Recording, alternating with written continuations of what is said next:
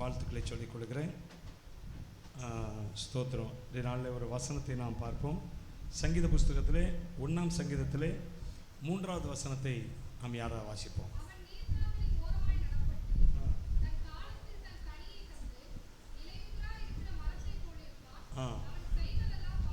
இன்றைக்கு கர்த்தர் கொடுத்த ஒரே வார்த்தை என்னன்னு கேட்டிங்கன்னா, அவன் செய்வதெல்லாம் வாய்க்கும். ஹல்லேலூயா. அருமையானவர்களே, தேவன் நம்மை அழைத்திருக்கிறார், நம்மை தெரிந்தெடுத்திருக்கிறார். ஹல்லேலூயா. நம்முடைய கரங்களில் இந்த வேதம், ஆசீர்வாதமான வேதம் கரத்தில் இருக்கிறது. அப்படிதானே? இது ஆசீர்வாதமான வேதம். நம்முடைய சாபங்களை நீக்குகிற வேதம், நம்முடைய பாவங்களை நீக்குகிற வேதம், நம்முடைய இருளை எல்லாம் நீக்கி நமக்கு வெளிச்சத்தை கொண்டு வர்ற வேதம். பழைய பாட்டு உண்டுல, சத்திய வேதம் பக்தரின் கீதம், சுத்தர்கள் போகும் பாதையின் தீபம், உத்தம மார்க்கம் காட்டும் சத்திய வேதம். எத்தனை துன்பம் துயரம் வந்தும் பக்தனை தேற்றிடும் ஔஷதம் சத்திய வேதம். இந்த பாடலை எப்ப பாடினாலும் சரி என் உடம்பு பூரா புல்லரிச்சிருங்க. உண்மையாது, அது சாரால் நவரோஜி அம்மா பாடல். அது எப்போ பாடினாலும் சரி இந்த பாடலை பாடினா உடம்பு ஃபுல்லாக புல்லரிச்சு. இப்போ கூட உடம்பு ஃபுல்லாக புல்லரிச்சிட்டு எனக்கு. அது என்னன்னு எனக்கு புரியலை. இந்த வேதத்தின் மகத்துவம் நான் நினைக்கிறேன். வேதத்தை குறித்து, பைபிளை குறித்து பாடுறதுனால. இந்த பைபிள் ஒரு மனுஷனை, சாபமான மனுஷனை ஆசீர்வாதத்துக்கு நேராக திருப்புகிற ஒரு புஸ்தகம் தான் இந்த பைபிள். ஹல்லேலூயா. அதனால தான் ஒரு ஊழியக்காரர் இந்த ரோமர் புஸ்தகத்துக்கு ஒரு சிறிய விளக்கவுரை மாதிரி எழுதினாரு. அந்த விளக்கவுரைக்கு டைட்டில் கொடுத்தாரு, என்னன்னா புதிய மனிதன் அப்படின்னு சொல்லி. அதுக்கு முன்னாடி ஒரு டைட்டில் கொடுத்தாரு, அதே திரும்ப ரிப்பீட் பண்றப்போ அந்த புத்தகத்தை திரும்ப ரிப்பீட் பண்றாரு கொஞ்சம் வருஷம் கழிச்சு. அப்போ புதிய மனிதன் கொடுத்தாரு. அதுக்கு முன்னகுட்டி ஒரு தடவை அதே அந்த விளக்கத்தையே முதல்ல எழுதினது. அப்போ என்ன டைட்டில் கொடுத்தாருன்னா திரும்பிய மனிதன் அப்படின்னு சொல்லி, ஆர் ஸ்டான்லின்னு சொல்லி, பிளெஸிங் என்று சொல்லி, ஆசீர்வாத இளைஞர் இயக்கம் என்று சொல்லி ஒரு இயக்கத்தை உருவாக்கின, ஒரு மிஷனரி ஸ்தாபனத்தை உருவாக்கிய ஒரு அருமையான ஊழியக்காரர். அவர் இந்த ரோமர் புஸ்தகத்துக்கு ஒரு விளக்கவுரைன்னா அது விளக்கவுரை போல அல்ல, அவருக்கு தெரிந்த அளவில் நிறைய கருத்துக்கள் அது மேலே உள்ள, அதில் உள்ள கருத்துக்களை அவர் எழுதியிருக்கிறார். முதல்ல கொடுத்த பெயர் திரும்பிய மனிதன். இரண்டாவது அதே புத்தகத்தை திரும்ப ரிப்பீட் பண்ணுற மறுபதிப்புன்னு போடுவாங்க பார்த்தீங்களா? இந்த மறுபதிப்பில் அவர் கொடுத்த அந்த புஸ்தகத்துக்கு கொடுத்த பெயர் புதிய மனிதன் அப்படின்னு சொல்லி. ஹல்லேலூயா. உண்மையாகவே அது நல்ல ஒரு தலைப்பு. என்னன்னா, இந்த வேதம் நம்மை புதிய மனிதனாக மாற்றுகிறது. சாபம் பிடிச்ச மனிதனை ஆசீர்வாதமான மனுஷனா மாத்துதுங்க. ஹல்லேலூயா. பாவத்தில் நிரம்பி அக்கிரமம் நிறைஞ்ச மனுஷனை நீதிமான மாற்றுகிறது. அவரு அந்த ஸ்டான்லி ஏன் அந்த புதிய மனிதன் அல்லது திரும்பிய மனிதன் அப்படின்னு அதுக்கு டைட்டில் கொடுத்தார் அப்படின்னா, அந்த ரோமர் புஸ்தகத்தில் ஒரு வசனம், அதுதான் மிக வரலாற்றை புரட்டி போட்ட, கிறிஸ்தவ வரலாற்றை புரட்டி போட்ட வசனம். என்னன்னு கேட்டீங்கன்னா, விசுவாசத்தினாலே நீதிமான் பிழைப்பான். அல்லேலூயா. அதுவரை இது முன்னாடி எழுதப்பட்ட புஸ்தகம் தான் ரோமர் புஸ்தகம். ஆனால் அது பெருசா கிறிஸ்தவத்தில் தாக்கத்தை உண்டாக்கல. இன்னும் பழைய ஏற்பாட்டை குறித்தே பேசி, நியாய பிரமாணத்தை குறித்தே பேசி, அதனால உண்டாகிற பாவத்தையும் அதனால உண்டாகிற தண்டனைகளை குறித்தே பேசப்பட்டு கொண்டிருந்த பொழுது, இந்த மார்ட்டின் லூத்தர் அப்படிங்கிற ஒரு ஃபாதர், அவர் யாரு? ரோமன் கத்தோலிக்க ஃபாதர். அவர் ஒரு ஃபாதரா இருந்தாரு. ஆனால் அவருடைய இருதயத்தில் சந்தோஷம் இல்லை, சமாதானம் இல்லை, நிம்மதி இல்லாம இருந்தார். அவர் வேதத்தெல்லாம் படிச்சார், எத்தனை முறை படிச்சு கிடிச்சு பார்த்தாரு, என்னென்னமோ செஞ்சு பார்த்தாரு. சொல்லுவாங்கள்ல தவ முயற்சிகள் அப்படிம்பாங்கல்ல, அதெல்லாம் செய்து பார்த்தாரு. ஒண்ணுமே கதைக்கு ஆகல. நிம்மதி இல்லை, சந்தோஷம் இல்லை. அவர் தேடுகிற சந்தோஷ சமாதானம் இல்லை அவருக்கு. அப்பதான் இந்த ரோமர் புஸ்தகத்தில் உள்ள அந்த வசனம் அவர் கண்ணில் படிச்சு. வாசிக்கிறீங்களா? ரோமர் 1ஆம் அதிகாரத்தில் எத்தனை வசனம் சிஸ்டர்? 17ஆம் வசனம். வாசிங்க. விசுவாசத்தினாலே நீதிமான் பிழைப்பான். என்று எழுதியிருக்கிறபடி. போதும் போதும். இந்த வசனம் அவர் கண்ணில் பட்டுச்சாங்க. விசுவாசத்தினாலே நீதிமான் பிழைப்பான். நீ பாவி, உனக்கு இந்த தண்டனை, இப்படி சொல்லி சொல்லி ஒரு மனுஷனை நீதிக்குள்ள கொண்டு வர முடியாது. அவர் கண்டுபிடிச்ச ஒரு காரியம் விசுவாசத்தினாலே. அல்லேலூயா. ஆபிரகாம் விசுவாசித்தானா, அவனை கர்த்தர் நீதிமானாய் மாற்றினார். நீதிமானாய் பார்த்தார். அல்லேலூயா. நீதிமானாய் மாற்றினார் அல்ல, அவன் விசுவாசித்தான். ஆபிரகாம் அவனை என்ன செய்தார்? அவர் நீதிமானாய் பார்த்தான், நீதிமானாயிட்டான். அவன் கர்த்தரை விசுவாசித்தான். தன்னோடு கூட பேசின கர்த்தரை அவன் விசுவாசித்தான்.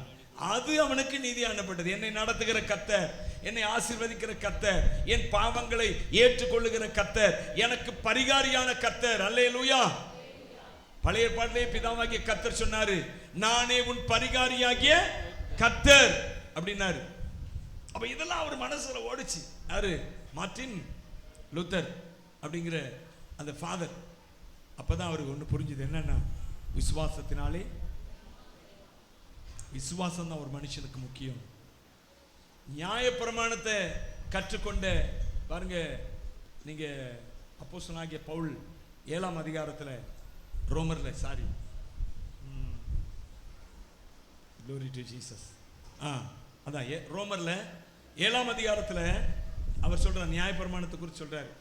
சொல்லிட்டே வரும்போது கடைசி பகுதியில் சொல்றாரு, நிர்பந்தமான மனுஷன் நான் அப்படிங்கிறார்.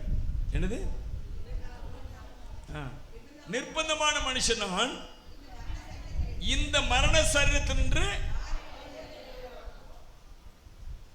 பவுலை குறித்து உங்களுக்கு தெரியும், அப்படிதானே? பவுலை குறித்து நமக்கு நல்லா தெரியும். ஏன்னா இந்த பவுல் சகல வேதங்களில் கற்று தேறினவர். அவரே சொல்றார், நான் கமாலியலின் பாதத்தில் உட்கார்ந்து நியாய பிரமாணத்தை படித்தேன், கற்றுக்கொண்டேன் அப்படிங்கிறார். சகல பிரமாணத்தில் தேறினவர் இந்த பவுல். ஆனா அப்படிப்பட்ட மனுஷன் தான் சொல்றாரு, நிர்பந்தமான மனுஷன் நான், இந்த மரண சரீரத்தினர் என்னை யார், இந்த பாவ சரீரத்தினர் யார் என்ன விடுதலையாக்க முடியும் அப்படிங்கிறார். சொல்லிட்டு அவர் தான் பிற்பாடு 8:1-2-3 வசனங்களை வாசிங்க. ஆனபடியால் கிறிஸ்து இயேசுவுக்கு உட்பட்டவர்களாய் இருந்து மாம்சத்தின்படி நடவாமல் ஆவியின் படியே நடக்கிறவர்களுக்கு ஆக்கினை தீர்ப்பு இல்லை. கிறிஸ்து இயேசுவினாலே ஜீவனுடைய ஆவியின் பிரமாணம். சொல்லுங்க எல்லாரும், ஜீவனுடைய ஆவியின் பிரமாணம் சொல்லுங்க. ஜீவனுடைய ஆவியின் பிரமாணம் விடுதலையாக்கிட்டு. நியாய பிரமாணம் விடுதலையாக்க முடியல. இது செய்தி இல்லைங்க, இது என்னமோ அப்படி போயிட்டு இருக்கு. ஆவியானவர் அப்படி கொண்டு போறாரு. அவர் சொல்றாரு, ஜீவனுடைய ஆவியின் பிரமாணம் தான் என்ன செய்தது அப்படின்னு. என்ன சொல்றாரு? நான் விசுவாசித்த ஐயா என் தேவனை, எனக்காக இயேசு கிறிஸ்து சிலுவையில் ரத்த சிந்தா பலியானார் என்பதை விசுவாசித்து என் பாவங்களுக்காக பரிசுத்த உம் இரத்தத்தை இந்த பாரிலே சிந்தியே பாவி நேசித்தீரே, இதற்கு நான் என்ன தகுதி, இதற்கு நான் என்ன தகுதி, புரியவில்லை நாதா புரியவில்லை, இவ்வளவு பெரிய அன்பு எனக்காக இயேசுவே தேவா.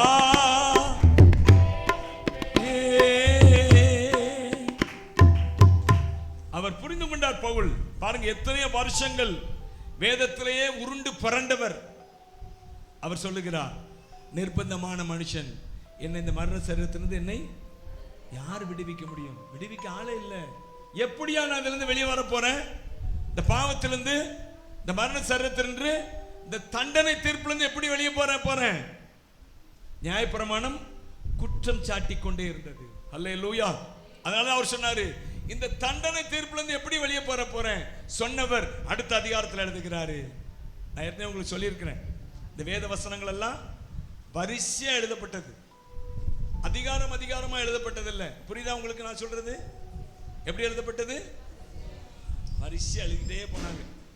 நம்முடைய வசதிக்காக, நாம் படித்து தேர்வதற்காக இந்த அதிகாரங்கள், வசனங்கள் இதெல்லாம் திரும்ப பிரிச்சுக்கிட்டாங்க.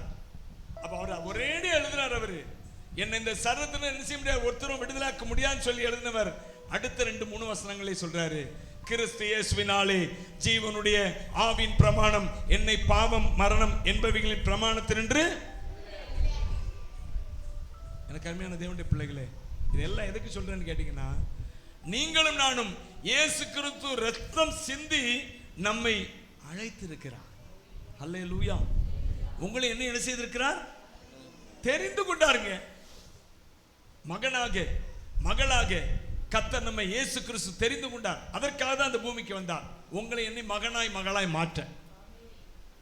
அதனால பைபிள் சொல்லுகிறது, தம்முடைய அப்பா பிதாவை என்று கூப்பிட பண்ணுகிறதான புத்திர சிவிகாரத்தின் ஆவியை தம்முடைய குமாரனின் ஆவியை உங்களுக்குள்ள அனுப்பினாராம். உங்களுக்குள்ள இருக்கிறது அவருடைய.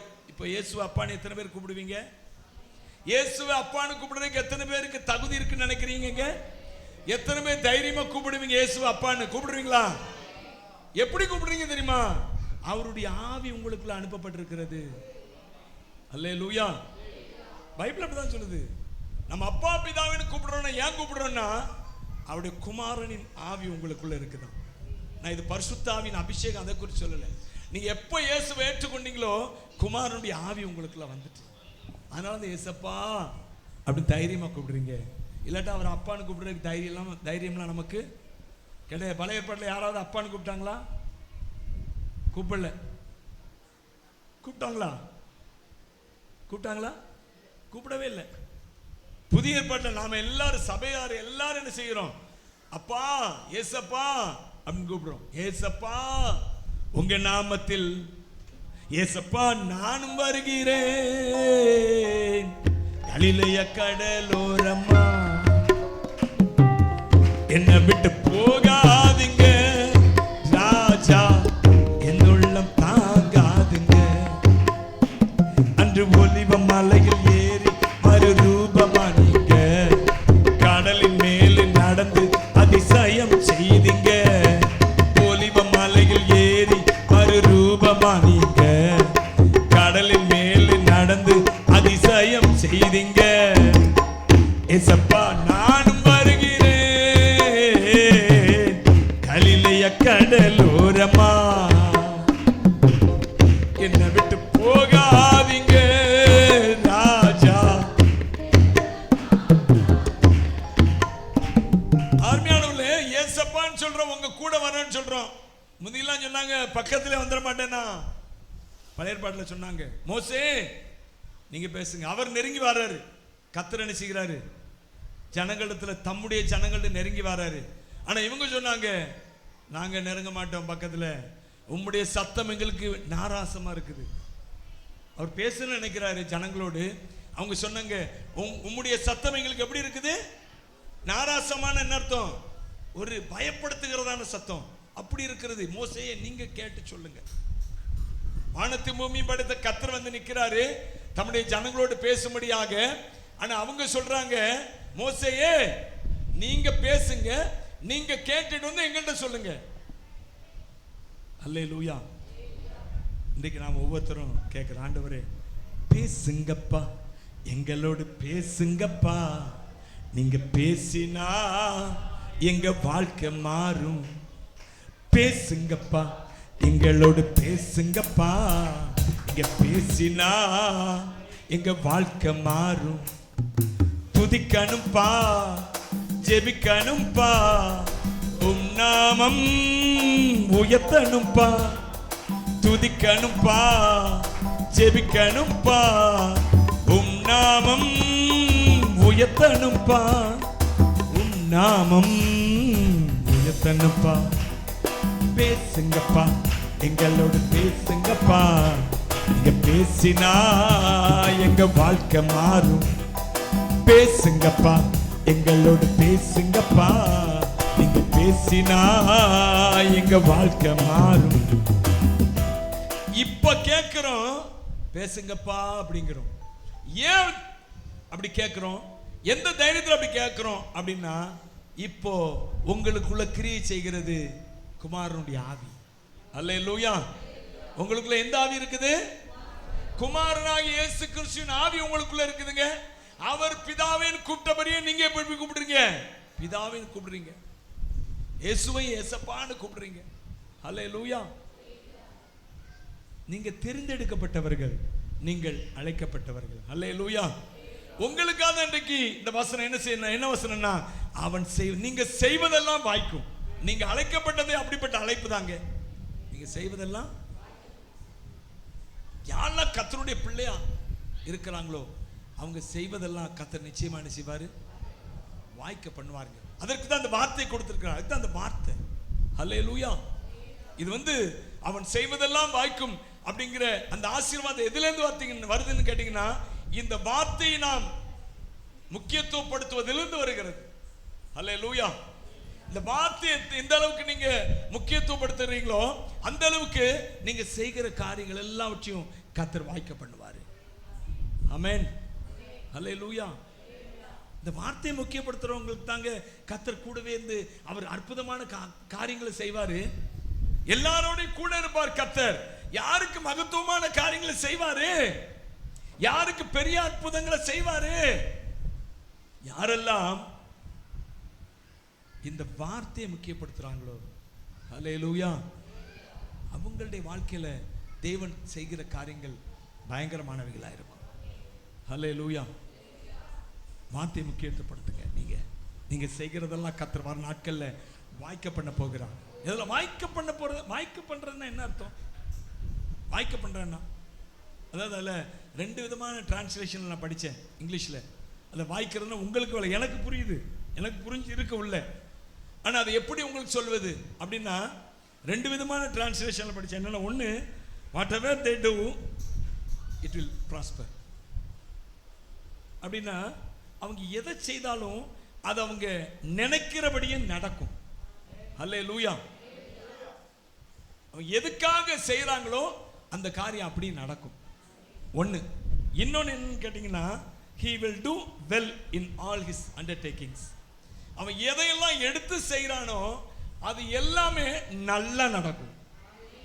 ஹல்லேலூயா. வாய்க்கும் என்ற வார்த்தைக்கு அர்த்தத்தை சொல்லிக் கொண்டிருக்கிறேன். ஒன்று, என்ன சொன்னேன்? அவன் செய்கிற காரியங்கள்லாம் எதை நினைச்சு செய்கிறானோ அது அப்படி நடக்கும். ஹல்லேலூயா. சொல்லப்போனா அவன் நினைச்சு செய்யறதை காட்டிலும் பெருசா நடக்கும்.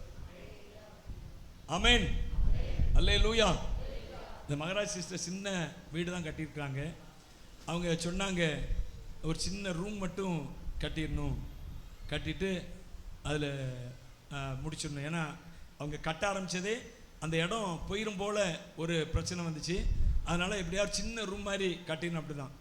ஆனால் உண்மையாக நாங்கள் போய் பார்த்தோம், சின்ன வீடு தான். ஆனால் அவங்க சொன்னதுக்கு ரொம்ப ரொம்ப அற்புதமாக இருந்துச்சு அந்த வீடு. ஹல்லேலூயா.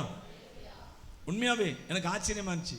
சின்ன வீடு, அதுக்காண்டி பெரிய வீடெல்லாம் இல்லை, ஒரு சின்ன பெட்ரூமு, சின்ன ஒரு ஹால் மாதிரி, சின்ன சமையல் ரூம் தான். ஆனால் அவங்க தகுதிக்கு ரொம்ப ரொம்ப ஜாஸ்தி. சொல்லப்போனால் அவங்க வந்தபோது எப்படி இருந்தார்களோ அந்த நிலைமையை பார்த்தோம்னா இப்போ கர்த்தர் எவ்வளவாய் அவர்களை ஆசீர்வதித்திருக்கிறார் என்பது புரியும். ஆமென். ஹல்லேலூயா. கைத்தட்டி ஆண்டவருக்கு ஸ்தோத்திரம் பண்ணுவோமே. அது மட்டும் இல்லை, அவங்க பையன் மாரிஸ் இருக்கான் பார்த்தீங்களா, அவனை சொன்ன கடந்த நாட்களில் நீங்கள் சொன்னீங்களா, அவன் சொன்னா ஞாபகம் இல்லை, நீங்கள் தான் சொன்னீங்களோ, அவன் கம்பெனியில் வேலை பார்க்குற எல்லாரையுமே நிறைய பேரை வேலையிலேருந்து நீங்கள் போகலாம் அப்படின்னு சொல்லி அவங்களுக்கு போக சொல்லிட்டாங்களாம். இவன் கேட்டானா, நீங்கள் தான் சொன்னீங்களா? இவன் கேட்டானா, என்னையும் நீங்கள் போக சொல்லின்னு கொஞ்சம் முன்னக்கூட்டி சொல்லுங்கள், நான் வேறு ஏதாவது. ஒன்றி எத்தனை பேரை போச்சுனாலும் ஒன்றையும் போக சொல்லவே மாட்டேன் அப்படின்னா. ஹல்லேலூயா. அப்படி தானே சொன்னீங்க. எத்தனை பேரை போச்சுனாலும் ஒன்றையை போக சொல்லவே மாட்டோம். பார்த்தீங்களா, கர்த்தருடைய கிருபை. அவன் இன்னும் முழுசா ஆண்டவருக்குள்ள வரலங்க. சபை கூட போன்னு சொல்லிட்டு இருக்கிறேன். ஒரு நேரம் போகிறான், பல வாரம் போக மாட்டான்னு நினைக்கிறேன், அப்படி தானே? ஆனால் அவருடைய தாயார் அவருடைய ஜெபத்தை கேட்டு கர்த்தர் பிள்ளையும் ஆசீர்வதிக்கிறார். ஆமென். கைத்தட்டி ஆண்டவரை ஸ்தோத்திரம் பண்ணலாமா? அல்லேலூயா. அப்ப இதை தான் சொல்றேன், அவன் செய்வதெல்லாம் வாய்க்கும். அவங்க எதை நினைச்சு முக்கியமா வீட்டுக்கு தான் சொன்னேன், அவங்க எதை நினைச்சு செஞ்சாங்களோ அது அப்படியே நடந்தது, அதை பார்க்கல மேலாக நடந்தது. ஆமென். ஏற்கனவே சாட்சி சொன்னாங்க, அவருடைய தேவைகள்லாம் அந்த வீடு கட்டி முடிக்க தேவைகள்லாம் எப்படி நடந்தது என்று சொல்லி சாட்சி சொன்னாங்க. உண்மையாக அற்புதமான சாட்சிகள். அது எல்லாமே தேவன் அவர் உண்மையுள்ளவருங்க. எனக்கு அன்பான தேவனுடைய பிள்ளைகளே, நீங்க உண்மை இல்லாதவர்களாக இருந்தாலும் அவர் உண்மையுள்ளவராக இருக்கிறார். அது ஞாபகம் வச்சுக்கோங்க. நிறைய வேலைகள் நாம் உண்மையுள்ளவர்கள் இல்லை. ஒரு சில வேலைகள் நம்ம கொடுக்கறதுல உண்மையுள்ளவர்கள் அல்ல. காணிக்க கொடுக்கறது, தசமாக கொடுக்கறது, அதில் உண்மையுள்ளவர்கள் அல்ல. நிறைய வேலைகளில் ஜெபிக்கிற நேரங்களில், கர்த்தருக்கு கொடுக்கிற நேரங்களில் உண்மை இல்லாமல் போயிடுறோம். 2 நாள் ஜெபம் பண்றோம், 10 நாள் ஜெபம் பண்றது இல்லை. எப்படி இவர் கண்டுபிடிச்சாரு அப்படின்னு நிறைய பேர் மனசுக்குள்ள கேட்குறீங்க. எனக்கு தெரியுது. 2 நாள் ஜெபம் பண்றோம், 10 நாள் பக்கத்திலே போறதில்லை. ஆனால் கர்த்தர் உண்மையுள்ளவராக இருக்கிறார். அல்லேலூயா. அவருடைய கிருபை மாறாததுங்க. மலைகள் விலகினாலும், பர்வதங்கள் நிலை பெயர்ந்தாலும், என் கிருபை உன்னை விட்டு விலகாமலும், என் சமாதானத்தின் உடன்படிக்கை உன்னை விட்டு நிலை பெயராமலும் இருக்கும் என்று உன்மேல் மனதுருகுகிற கர்த்தர் சொல்லுகிறார். கைத்தட்டி அவரை ஸ்தோத்திரம் பண்ணுவோம். அவருடைய கிருபை மாறாது. அல்லேலூயா. அவருடைய கிருபை மாறாது. மலைகள் விலகலாம், பர்வதங்கள் நிலை பெயரலாம், ஆனால் தேவனுடைய கிருபை மாறாது. நம்முடைய ஜெபத்தின்படி அல்ல. நான் எப்பவுமே எனக்கு அந்த நம்பிக்கை உண்டு. அதுக்காக நான் ஜெபிக்காம இருக்கிறது இல்லை, தேவ சமூகத்தை தேடாம இருக்கிறது இல்லை. ஆனா நான் தேவ சமூகத்தை தேடாவிட்டாலும் அவர் என்னை கைவிடுகிற தேவன் அல்ல. ஆமென். முந்திலாம் ஒரு காலத்துல நான் பயந்துருக்கிறேன். ஐயோ, இன்னைக்கு ஜெபம் பண்ணல, இன்னைக்கு என்ன நடக்க போதோ தெரியல, இன்னைக்கு ஜெபம் பண்ணாம ஊழியத்துக்கு வந்துட்டோம், என்ன நடக்க போதோ தெரியல, ஊழியம் நல்லா இருக்குமா தெரியல. ஆனா கர்த்தர் பாருங்க, உண்மையை ஜெபம் பண்ணாம போய் நின்று பிரசங்கம் பண்ணுவேன், கர்த்தர் அற்புதமா கிரியை செய்வார். அதனால் நீங்கள் பிரசங்கம் பண்ணுறவங்க எப்போவுமே எப்படி போகக்கூடாது, ஜெபம் பண்ணி போக வேண்டிய அவசியம் இல்லை அப்படின்னு நான் சொல்லலை. நீங்கள் உடனே அப்படி எடுத்துக்கக்கூடாது. சில வேலைகளில் எனக்கு பெரிய ஊழியக்காரர் ஒருத்தர் சொன்னாருங்க, ஒரு சாட்சி, உண்மையாக அது பெரிய டச்சிங்கான சாட்சி.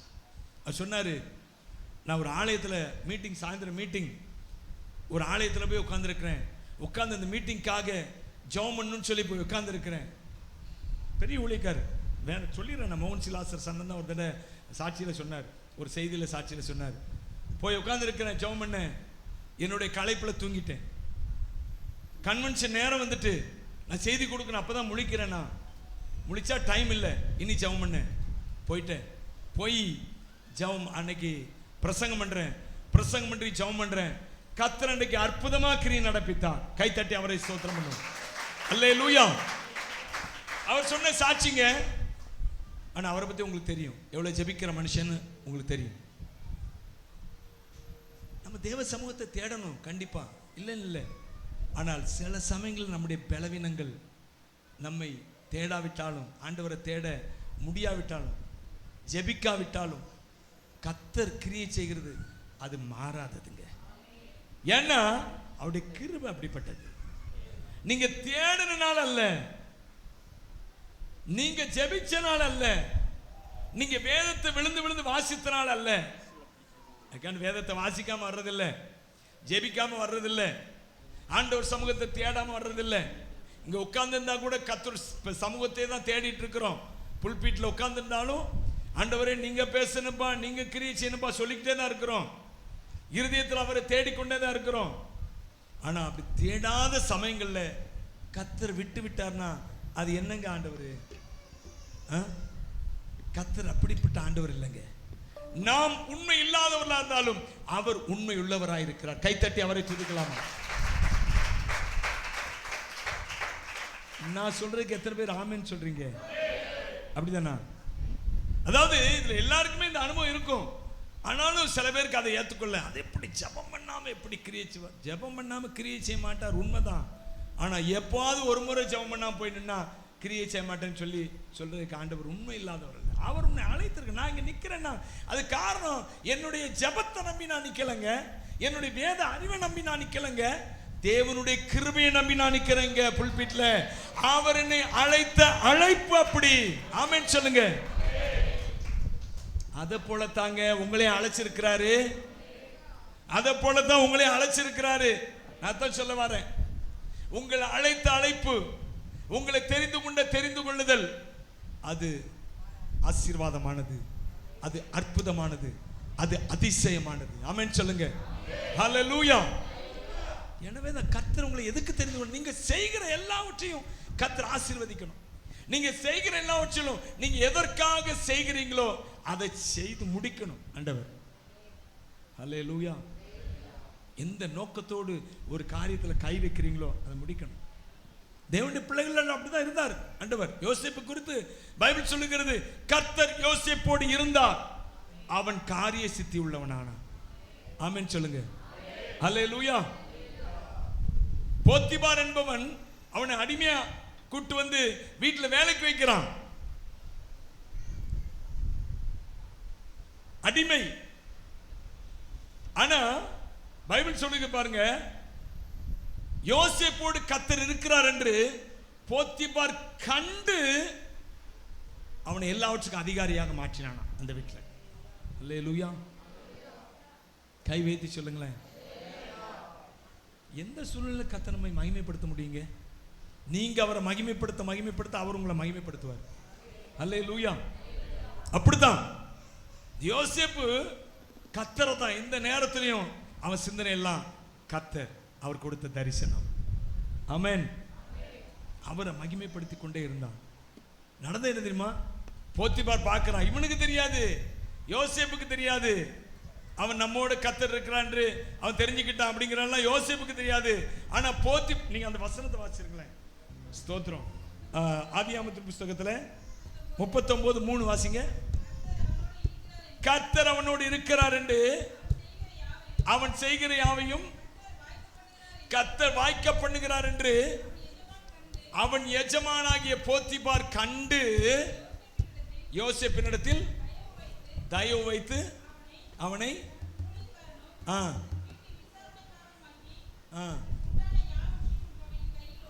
அடிமை என்ற இடத்திலிருந்து அவனுடைய ஊழியன் என்ற இடத்துக்கு வருகிறான். ஊழியன் என்ற இடத்திலிருந்து வீட்டுக்கு விசாரணைக்காரன் என்ற இடத்துக்கு வருகிறான். விசாரணைக்காரன் என்ன அர்த்தம்? அவன் தான் எல்லாவற்றுக்கும் பொறுப்பு. அல்லேலூயா. எல்லாவற்றுக்கும் அவன் தான் பொறுப்பு. அப்படி அந்த போத்திபார் என்பவன் பெரிய அதிகாரி அந்த பார்வோன் அந்த எகிப்து தேசத்துல. அப்படிப்பட்ட அதிகாரியின் வீட்டில் இவன் தான் ஒரு பெரிய அமைச்சர் வைங்களேன். ஒரு அமைச்சர் வீட்டில் இன்றைக்கு உள்ள நிலைமையில சொல்ல போனா ஒரு பெரிய அமைச்சர். அவனுடைய வீட்டில் இந்த யோசேப்பு தான் யாரு?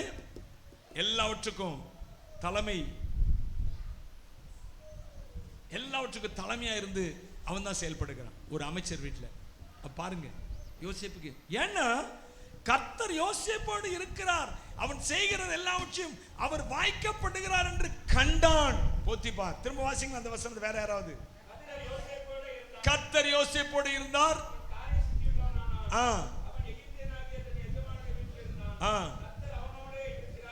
கர்த்தர் அவனோடு இருக்கிறார் என்றும் அவன் செய்கிற யாவையும் கர்த்தர் வாய்க்க பண்ணுகிறார் என்றும் அவன் எஜமான் கண்டு. ஹல்லேலூயா. எப்படிங்க பார்த்தான்? என்னன்னா மத்தவன் செய்யறதுக்கும் இவன் செய்யறதுக்கு வித்தியாசம். மத்தவன் செஞ்சா அதுல பெரிய ஆசீர்வாதம் இல்லை, பெரிய வளர்ச்சி இல்லை, அது அப்படி போயிருது. ஆனால் இவன் கையில் எடுத்து செஞ்சா உடனே அது வளர்ச்சி ஆகுது, அது ஆசீர்வாதம் ஆகுது, அதுல நன்மைகள் உண்டாகிறது. யோசேப்பு அப்படித்தான் பார்க்கறான். எனக்கு அன்பான இப்படிப்பட்ட அபிஷேகம் தான் உங்க மேல எங்க மேல இருக்குதுங்க. என்ன செய்யணும்னா இந்த வார்த்தை முக்கியத்துவப்படுத்துங்க. அல்லேலூயா. நீங்க பைபிள் அந்த 1ஆம் சங்கீதத்துல முதல் வசனத்தை வாசிங்க. நடவாமலும் நில்லாமலும் உட்காராமலும் கர்த்தருடைய வேதத்தில் பிரியமாயிருந்து இரவும் பகலும் அவருடைய வேதத்தில் தியானமாயிருக்கிற மனுஷன் பாக்கியவான். அல்லேலூயா. இந்த வேதம் உங்க உயிராய் மாறட்டும், இந்த வேதம் உங்க உணவாய் மாறட்டும். அல்லேலூயா. இந்த வேதமே உங்களுடைய பேச்சாய் மாறட்டும். நடக்கிறது என்ன தெரியுமா? நீங்க செய்கிற எல்லாவற்றையும் கர்த்தர் வாய்க்க பண்ணி கொண்டே இருப்பார். அல்லேலூயா. எனவே இந்த நாள் முதற்கொண்டு உங்க வாழ்க்கை மாறட்டுமே. அப்படி வேதத்துக்கு முக்கியத்துவம் கொடுக்கிற ஒரு வாழ்க்கையா மாறட்டுமே. உங்க வாழ்க்கையில நீங்க இனி வருகிற நாட்கள்ல ஒரு ஆசீர்வாதமான பாத்திரமாகவே எல்லாரும் பார்க்கத்தக்கதா இன்னைக்கு அப்படி பார்க்க முடியல. அல்லேலூயா. ஒருவேளை உங்களை கர்த்தர் ஆசீர்வதிக்கிறாரு, இல்லைன்னு சொல்ல, ஏன்னா நீங்க வந்துட்டீங்க. ஆனா நீங்க செய்கிற எல்லாவற்றையும் கர்த்தர் மற்றவர் பார்க்கிற அளவுல உங்களை ஆசீர்வதிக்கிறாரா? நீங்க செய்கிற எல்லாத்திலும் கர்த்தருடைய ஆசீர்வாதம் விளங்குகிறதா? நீங்க வேலை பார்க்கிற இடத்துல எல்லாம் நீங்க செய்கிற காரியங்கள்ல கர்த்தர் ஒரு தனித்துவத்தை விளங்க பண்ணுகிறாரா? விளங்க பண்ணணும். இந்த வேதத்துல நீங்க தியானமா இருந்தீங்கன்னா, இந்த வேதத்தை முக்கியப்படுத்தினீங்கன்னா நிச்சயமாகவே அது நடக்கும். அல்லேலூயா. இந்த வேதத்தை விட்டு பிரிக்கிறது தான் முதல்ல சொல்லப்பட்டதெல்லாம். துன்மார்க்கருடைய ஆலோசனையில் நடவாமல். நம்ம யோசனை கேட்கறதெல்லாம் யார் யோசனை கேட்கறது? ஆமா, நான் ஏற்கனவே சொல்லியிருக்கிறேன், ரட்சிக்கப்பட்டவனை தவிர மற்ற எல்லாவனும் இந்த பூமியில யார் தான்? துன்மார்க்கன் தான். அல்லேலூயா. யோபில் உள்ள வசனம் சொல்லியிருக்கேன் உங்களுக்கு. துன்மார்க்கனே சன்மார்க்கனே அவர் என்ன செய்வாராம்? கடைசி நாட்கள்ல அழிப்பாராம். சன்மார்க்க துன்மார்க்கம் எல்லாம் ஒண்ணுதான்.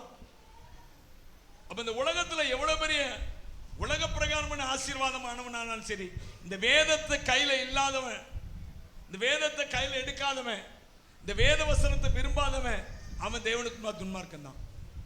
அவன் சபையில இருக்கிறான். இப்போ என்னது? சபையில இருக்கிறான். அப்படிப்பட்ட ஆட்கள் சபைக்கு வருவான், ஆனா வேத வசனம் எப்படி இருக்கும்? அவனுக்கு கசப்பா இருக்கும், பக்கத்திலே போக மாட்டான். எனக்கு அன்பானவர்களே, அவனும் துன்மார்க்கம் தான். அப்ப யார்கிட்ட ஆலோசனை கேட்கணும்? துன்மார்க்கர் அல்லாத, வேதத்தில் பிரியமா இருக்கு. நீங்க இன்னொரு வசனம் கூட சங்கீத புஸ்தகத்துல 119 சங்கீதத்துல முதல் வசனத்தை வாசிங்க. 119:1. கர்த்தருடைய வேதத்தின்படி நடக்கிற உத்தம மார்க்கத்தார் அவங்க தான் ஆசீர்வதிக்கப்பட்டவங்க இந்த பூமியில. அல்லேலூயா. அவங்களிடத்துல பணம் இருக்கோ இல்லையோ, செல்வாக்கு இருக்கோ இல்லையோ, ஆஸ்தி ஐஸ்வர்யம் இருக்குதோ இல்லையோ, வேதத்தின்படி நடக்கணும்னு முடிவு எடுத்தாங்களா, அவங்க ஆசீர்வதிக்கப்பட்டவங்க. இன்னைக்கு இல்லாட்டா ஒரு நாள்ல கண்டிப்பா அவர்கள் எப்படிதான் இருப்பாங்க? ஆசீர்வாதமா இருப்பாங்க. அல்லேலூயா. பணத்து பின்னாடி போறவன் ஆசீர்வதிக்கப்பட்டவனா இருக்க மாட்டான். ஒருவேளை உங்களுடைய வாழ்க்கை, என்னுடைய வாழ்க்கை, உங்களுடைய ஆசீர்வாதம், என்னுடைய ஆசீர்வாதம் தாமதப்படுகிறதா இருக்கலாங்க. இந்த காலவெளியில் கர்த்தர் சொல்றாரு, உங்க ஆசீர்வாதம் தாமதப்பட்டதா இருக்கலாம், ஆனால் ஆண்டவர் சொல்றார், நெடுநாள் காத்திருப்பது இருதயத்தை இளைக்க பண்ணும், விரும்பினது வரும்போதோ ஜீவ விருட்சம் தான். ஆண்டவருடைய ஆசீர்வாதம் அப்படிதான். நீங்க காத்துக்கொண்டே இருக்கிறீங்க, காத்துக்கொண்டே இருக்கிறீங்க, காத்துக்கொண்டே இருக்கிறீங்க, காத்துக்கொண்டே இருங்க.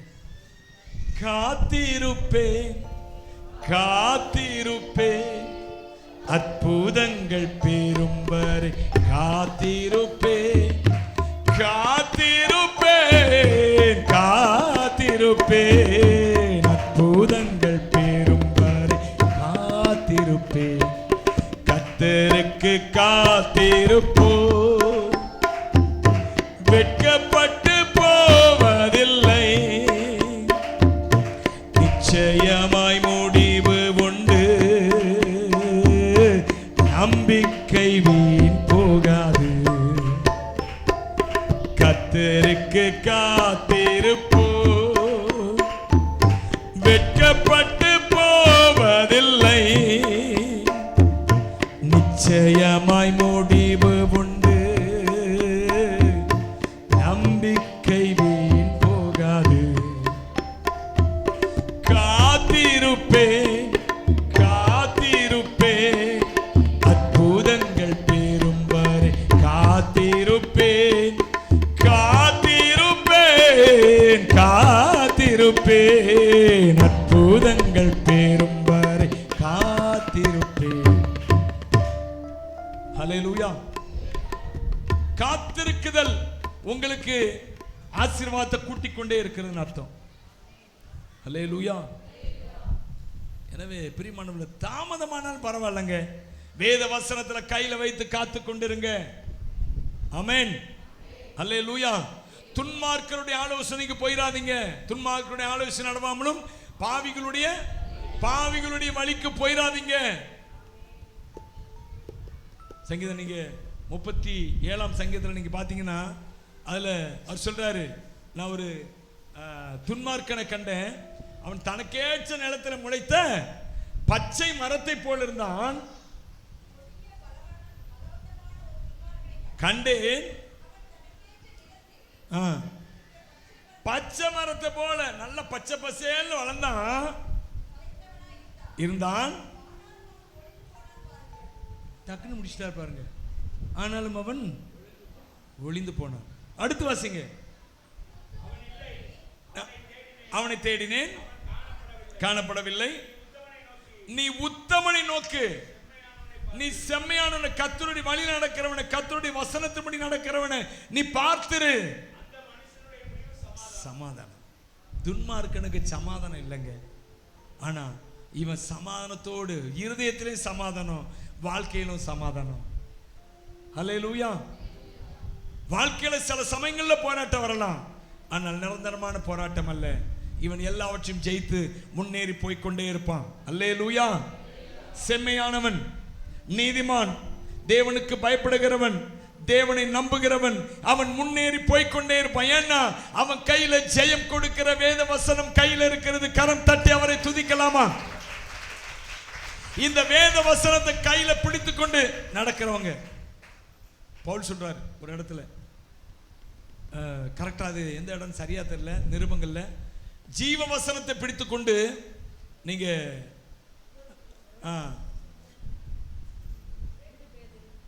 வாசிங்க. பேதுருவா? பேதுரு இருக்காது, தெசலோனிக்கேயர்ல இருக்கும் அநேகமா, இல்ல கொலோசியரா இருக்கும். ஸ்தோத்திரம். Glory to Jesus. Hallelujah. உமக்கு நன்றி செலுத்துகிறேன். அவர் சொல்றார், நீங்க ஜீவ வசனத்தை பிடித்துக்கொண்டு பிலிப்பியரா வாசிங்க.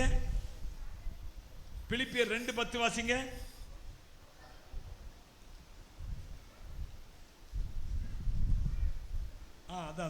அதான் 14, 2:14. பிலிப்பியர் 2:14.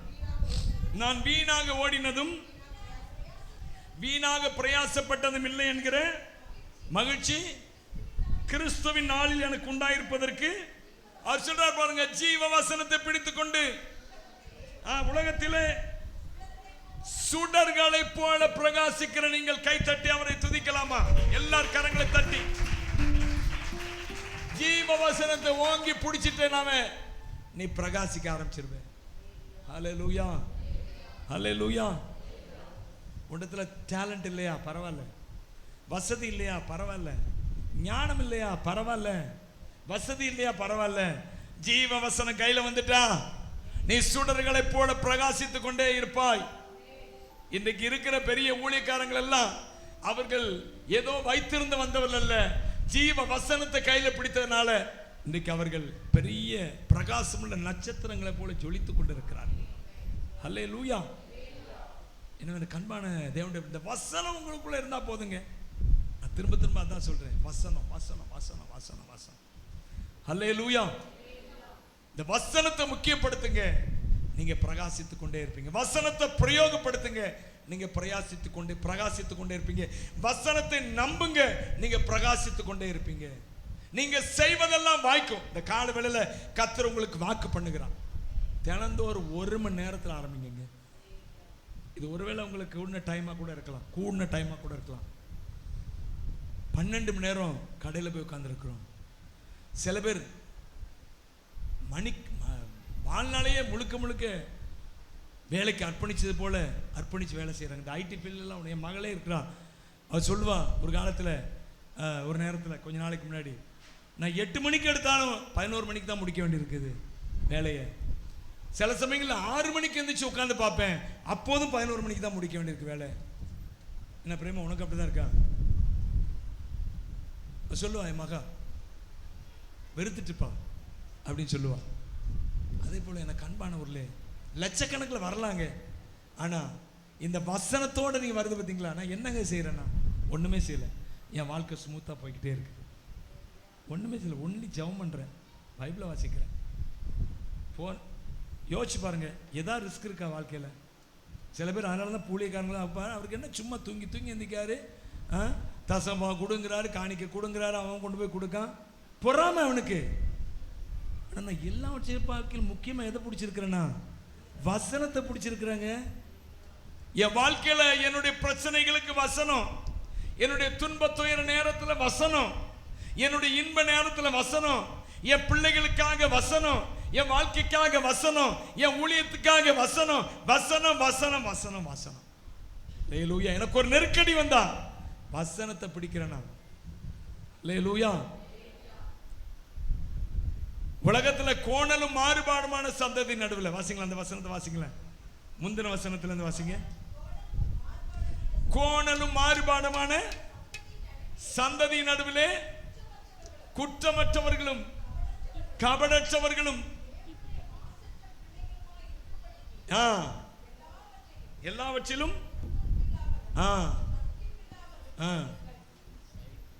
வாசிங்க. போதும் போதும் போதும். அதுக்கு முந்திதான் எந்த வசனம் இருக்குதோ? ஸ்தோத்திரம். அதாவது கோணலும் மாறுபாடுமான சந்ததி நடுவிலே உலகத்திலே ஜீவ வசனத்தை பிடித்துக்கொண்டு சுடர்களை போல பிரகாசிக்கிற நாம கோணலும் மாறுபாடுமான சந்ததியில் இருக்கிறோம். அவன் உயிரை கொடுத்து உழைக்கணுங்க, நான் எதுக்கு உயிரை கொடுத்து உழைக்கணும்? அல்லேலூயா. அதுக்கு சில சமயம் உயிரை கொடுத்தாங்க பாடுபடுறோம். நீங்கள் சும்மா ஏதோ சும்மா போயிட்டு வந்துட்டு இருக்கான்னு நினைக்காங்க. சில சமயம் இந்த அபிஷேக கூட்டம் அதெல்லாம் நடத்தும்போது உயிர் போயிடும் தெரியுங்களா உங்களுக்கு? இது இடுப்புலாம் இருக்கு, நான் சத்தம் போடுவேன், இடுப்புல இருந்து வலி எடுக்கும் பாருங்க, சுளீர்னு புட்டிக்கும் பாருங்க, அதெல்லாம் தாங்கி கொண்டு தான் செய்யறோம். அதுக்கு நாங்கள் சும்மா செய்யலை. ஆனால் கூடுமானவரை நான் பெருசாக உழைக்கிறது இல்லை. நான் உண்மையை ஓப்பனாக உங்கள்கிட்ட சொல்கிறேன், பெருசாக உழைக்கிறது இல்லை. ஆனால் இந்த வசனத்தை கையில் தந்திருக்கிறார் கர்த்தர். இந்த வசனத்தை பிடித்து கொண்டவங்க அவங்க எப்படிப்பட்டவர்களாக இருந்தாலும் சுடர்களை போல பிரகாசிப்பாங்க. அல்லேலூயா. நம்மை பார்க்கிறவர்கள் அற்புதமாய் பார்ப்பார்கள், உங்களை பார்க்கிறவங்க அற்புதமா பார்ப்பாங்க. ஏன்னா உங்களுக்குள்ளிருந்து ஏதோ ஒரு வல்லமை போய்கொண்டே இருக்கும், உங்களுக்குள்ளிருந்து ஏதோ ஒரு பிரகாசம் போய்கொண்டே இருக்கும், உங்களுக்குள்ளிருந்து வாய்க்க செய்கிற அந்த அற்புதமான தேவனுடைய கரம் வெளிப்பட்டு கொண்டே இருக்கும். எனவே உங்களை பார்க்கிறவங்க ஆச்சரியமா தான் பார்ப்பாங்க. ஹல்லேலூயா. ஆச்சரியமா தான் பார்ப்பாங்க. எனவே எனக்கு அன்பானவர்களே, வசனத்தை முக்கியத்துவப்படுத்துங்க. துன்மார்க்கருடைய ஆலோசனைக்கு போகாதீங்க, பாவிகளுடைய வழியில் நில்லாதீங்க, பரியாசக்கார உட்காரும் இடத்துல கேலி பண்றவன் கிண்டல் பண்றவன் நடுவில் இருந்து போயிரு, பாவத்தை குறித்து அதிகமா பேசுற நடுவில் இருந்து போயிரு. அது எவ்வளவு பிடிச்ச நண்பனா ஃப்ரெண்டா நண்பியா இருந்தாலும் சரிதான், போயிருங்க. இந்த இப்ப உள்ள கலாச்சாரமே அப்படி வித்தியாசமா போயிட்டு இருக்குதுங்க. நான் நேற்று நாள் முந்தான வருஷம் ஒரு இதில் படித்தேன். இந்தி நடிகர் ஷாருக் கான் அவர் இருக்கிறாரு. அவர்கிட்ட இங்கேயும் அப்படி ஒரு சில கேஸ் இருக்குது. அவர்கிட்ட ஒரு பெண்ணு சொல்கிறாளாம், வீட்டுக்காரன் பக்கத்தில் நிற்கானாம், அது கேடுகட்ட பையன், யாரு வீட்டுக்காரன் நிற்கான் பக்கத்தில். இவா சொல்கிறாளாம், எனக்கு எங்கள் வீட்டுக்காரரை விட உங்களை தான் ரொம்ப பிடிக்கும் அப்படின்னாலாம். இது எப்படி இருக்குது? எப்படிங்க இருக்குது? இதே இங்க நம்ம ஆளுக்கும் அப்படி ரசிகர்கள் இருக்காங்க. நம்ம ஆளுன்னு யாரு தெரியல உங்களுக்கு? கொல்லணும் அப்படி ஆட்கள் இங்க இருந்தீங்கன்னா. கர்த்தர் வந்து குடிப்பாரு ஒரு நாள். வீட்டுக்காரனை விட அவனை நிறைய ஷார்ட்ஸ் பார்த்தேன். இந்த விஜய் அவரு எங்க வீட்டுக்காரரை விட அவரை தான் பிடிக்கும், என் பிள்ளைய விட அவரை தான் பிடிக்கும், என் பிள்ளை ஹாஸ்பிட்டல் ஐசியூல இருக்கிறான், நான் அவரை பார்க்க வந்திருக்கிறேன், பிடிச்சு எவனையும் வெட்டுறான் கொள்றான். இந்த மாதிரி பொம்பளையில வெட்டலாம்ல? என்ன கொழுப்பு பாருங்களேன். தயவுசெய்து இப்படி ஒரு கலாச்சாரம் சபைக்குள்ள வந்துடக்கூடாது. வாலிப பிள்ளைகளுக்கு தான் முக்கியமா சொல்றேன். நீங்க தான் அவனை தூக்கி பிடிச்சிட்டு இருக்கிறீங்க. அவனை அதை கேட்டுட்டு பேசாம இருந்துட்டு இருக்கிறான். சொல்லணும்னா தப்புன்னு சொல்லணும் வேண்டாமா? எனக்கு அருமையானவர்களே, வயிறு கொதிக்குது. ஏன் இப்படி பெண்கள் ஆயிட்டாங்க? எப்படிப்பட்ட தமிழ்நாடு, எப்படிப்பட்ட கலாச்சாரம் மிகுந்த ஒரு பூமி இந்திய தேசம்.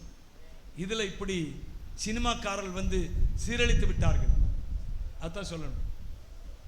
என்ன கண்மான தேவன், கோணலும் மாறுபாடுமான சந்ததியில் நாம எதை பிடிச்சுக்கணும்? நாம எதை செய்தாலும் வசனத்தின்படி இல்லாவிட்டால் அது கஷ்டம்தான். பின்னாடி அப்படி பேசக்கூடாதுன்னு கூடுமாறன்னு நினைப்பேன். ஆனால் வேறு வழி இல்லாமல் இன்னைக்கு என்ன இப்படி வந்துட்டு. எனவே தயவு செய்து தயவு செய்து தயவு செய்து இந்த மாதிரி கலாச்சாரத்தை வீட்டில் வளர விடாதீங்க. பெற்றோர் கவனமா இருங்க. உங்க ரசிப்பு தன்மை வேற, கலாச்சாரம் மாறுபற்றக்கூடாது. நம்ம தமிழ்நாட்டு கலாச்சாரத்தை முக்கியமா சொல்ல, வேதத்துக்கென்று ஒரு கலாச்சாரம் இருக்குது. அல்லேலூயா. பைபிளுக்கென்று ஒரு பண்பாடு இருக்குது. அதான் முக்கியம். நான் கூடுமானவரை எந்த நாட்டை விட நம்முடைய இந்திய தேசத்தில், அது தமிழ்நாட்டில் பைபிளை வந்து அதிகமாக பைபிள் கலாச்சாரம் இருக்குதுன்னு சொல்லுவேன். நான் பைபிளை கையில் எடுக்காமையே அவங்க பைபிள் கலாச்சாரத்தை பின்பற்றி கொண்டு இருக்கிறாங்க நம்ம தமிழ்நாட்டு மக்கள். அதில் இப்படிப்பட்ட ஒரு சில ஆட்கள், அந்த தற்குறின்னு அவன் சொன்னா தான் எனக்கும் வருது. இப்படிப்பட்ட ஒரு சில ஆட்கள் கெடுத்துட்டு இருக்கிறாங்க. இப்படிப்பட்ட ஆட்களுக்கு நீங்கள் சால்ரா போட்டக்கூடாது. கர்த்தருடைய நியாய தீர்ப்பு ஒரு நாள் வரும், ஞாபகம் வச்சுக்கோங்க. ஆண்டவர் பாவத்தை கிருபையா மன்னிக்கிறவர் தான். ஆனால் இப்படிப்பட்ட துணிகரமான பாவத்துக்கு ஒரு நாள் சொன்னார்ல காயினை பார்த்து, பாவம் உன் வீட்டு வாசற்படியில் படுத்து கிடக்கும். ஞாபகம் வச்சுக்கோங்க. இப்படிப்பட்ட ஆளுக்கு ஜால்ரா தட்டினா என்னைக்கு இந்த பாவத்தின் பாவம் படுத்து கிடக்குன்னா என்ன அர்த்தம்? பாவத்துக்கான தண்டனை படுத்து கிடக்கும். சாரி, நான் அதெல்லாம் சொல்லணும்னு நான் நினைச்சு வரல. இந்த செய்தி அப்படி போயிட்டு, வசனத்தை பிடித்துக் கொள்ளுங்க. வசனம் தான் உங்க முக்கிய நோக்கமா மாறணும். வசனம் தான் உங்கள் ஆசீர்வாதத்துக்கான ஊற்றாய் மாறணும். அல்லேலூயா. நம் கண்களை மூடி கர்த்தரை நோக்கி பார்க்கலாம்.